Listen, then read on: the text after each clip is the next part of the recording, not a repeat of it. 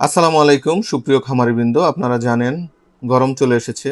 গ্রীষ্মের তীব্র তাপদাহে মানুষের জীবন অতিষ্ঠ। আমাদের পোষা প্রাণীগুলো, পোলট্রি তার ব্যতিক্রম না। তো পোলট্রিতে যেহেতু খাদ্য গ্রহণ, ডিমের উৎপাদন অথবা গ্রোথ এবং তার জীবনের ঝুঁকি থাকে, তাই পোলট্রিতে হিট স্ট্রেস ম্যানেজমেন্ট খুবই গুরুত্বপূর্ণ।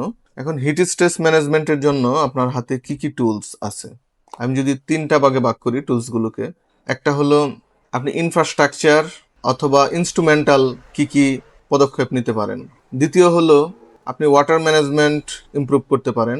তৃতীয় হলো আপনি ফিডিং ম্যানেজমেন্ট ইমপ্রুভ করতে পারেন।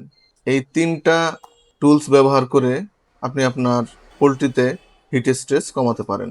এখন প্রথমত যে ইনফ্রাস্ট্রাকচার অথবা ইনস্ট্রুমেন্টাল কি কি পদ্ধতি আছে, আপনি আপনার টিনের চালে স্প্রিংকলার ব্যবহার করতে পারেন, ঘরের ভিতরে ফগার ব্যবহার করে তাপমাত্রা কমাতে পারেন, ফ্যান ব্যবহার করতে পারেন, ইভাপোরেটিং কুলিং প্যাড ব্যবহার করতে পারেন।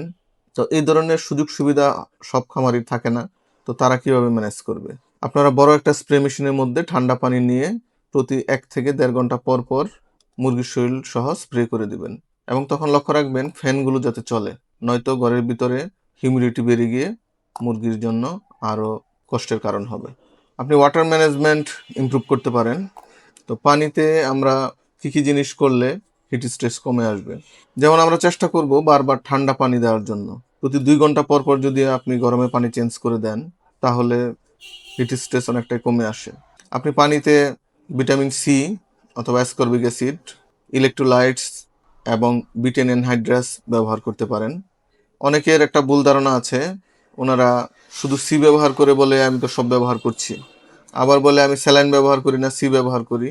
আপনার ভিটামিন সি হলো অ্যান্টি স্ট্রেস ভিটামিন, যা মুরগির স্ট্রেস কমাবে, তাৎক্ষণিকভাবে তাকে তার দখলকে কমিয়ে নিয়ে এসে স্টেবিলাইজ করবে। তার সাথে সাথে আপনার ইলেকট্রোলাইটস দিতে হবে। প্রতিনিয়ত তার শরীর থেকে যে পানি বের হয়ে যাচ্ছে অতিরিক্ত ডেফিকেশন, অতিরিক্ত ওয়েট ড্রপিংয়ের কারণে এবং পেন্টিংয়ের কারণে, এই জন্য ইলেকট্রোলাইটসের ব্যবস্থা করতে হবে। বিটেন অ্যানহাইড্রাস, ন্যাচারাল বিটেন দিয়ে রাখবেন, যা একটি অসমোলাইটিক এজেন্ট, যা শরীরে ইন্টারসেলুলার ওয়াটার রিটেনশন বাড়িয়ে দেয়, পেন্টিংয়ের দখল কমে এবং শরীরের তাপমাত্রা কমে আসে, হিট স্ট্রেসের প্রবণতা অনেকটা কমিয়ে দেয়। বাজারে কিছু কম্বাইন প্রোডাক্ট পাওয়া যায়, যার মধ্যে ভিটামিন সি, ইলেকট্রোলাইটস এবং বিটেন সব একসাথে থাকে। আপনি ইচ্ছে করলে এই ধরনের প্রোডাক্টও ব্যবহার করতে পারেন। তারপরে তৃতীয় টুলস হলো আপনার ফিডিং ম্যানেজমেন্ট। ফিডিং ম্যানেজমেন্টের ক্ষেত্রে আপনি ফিডিং টাইম চেঞ্জ করে দিতে পারেন। কুলার পার্ট অফ দ্য ডেতে আপনি মুরগিকে খাওয়াতে পারেন, কারণ আপনি যখন তীব্র গরম থাকে সে সময় যখন মুরগিকে খাবার অফার করবেন, সে খেয়ে তার শরীরে মেটাবলিজমের ফলে তাপ তৈরি হবে, এনভায়রনমেন্টাল তাপ তার শরীরের তাপ মিলে সে স্টুক করে ফেলবে। এজন্য চেষ্টা করবেন ভোর 4টায় তাকে 40% খাবার দিতে, সকাল 9টায় 20% খাবার এবং বিকাল 4টার পরে তাকে আবার বাকি 40% খাবার দিয়ে দিবেন। সেক্ষেত্রে আপনার লাইটিং হবে ভোর 4টা থেকে রাত 8টা পর্যন্ত লেয়ার মুরগির ক্ষেত্রে। তারপরে খাবারের সাথে আপনি স্টেবল ভিটামিন সি মিশাতে পারেন। আপনারা জানেন সব ধরনের ভিটামিন সি আবার ফিডে ব্যবহার করা যায় না। খাবারের সাথে আপনারা ইসেলেনিয়াম ব্যবহার করতে পারবেন, খাবার সোডা ব্যবহার করতে পারবেন।